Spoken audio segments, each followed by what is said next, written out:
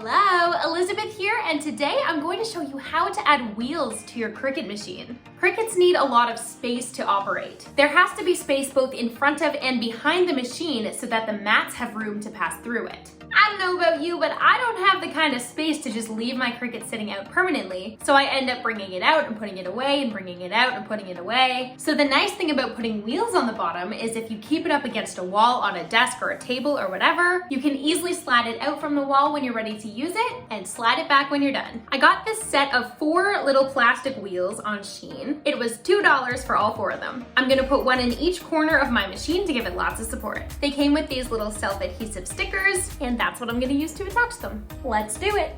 This is my Cricut Maker. I often use it on this desk, but I also use this desk for other things. So it usually stays up against the wall until I'm ready to use it.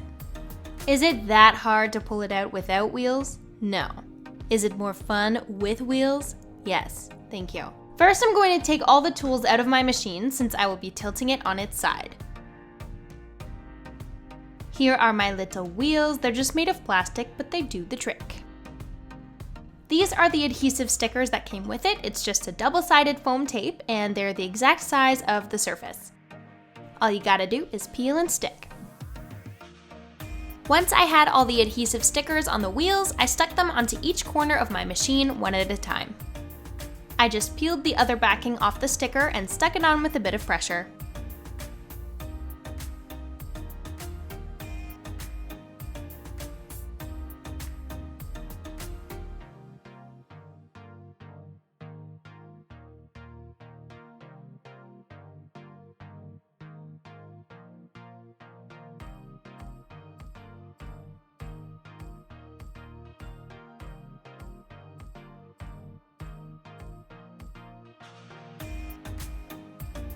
I tried to make them as straight as possible to be at a 90-degree angle to the edge of my machine, but I didn't use a ruler or anything, I just eyeballed it. And once they're all stuck on there, you're good to go. You can turn it back right side up and enjoy your new and improved Cricut machine on wheels.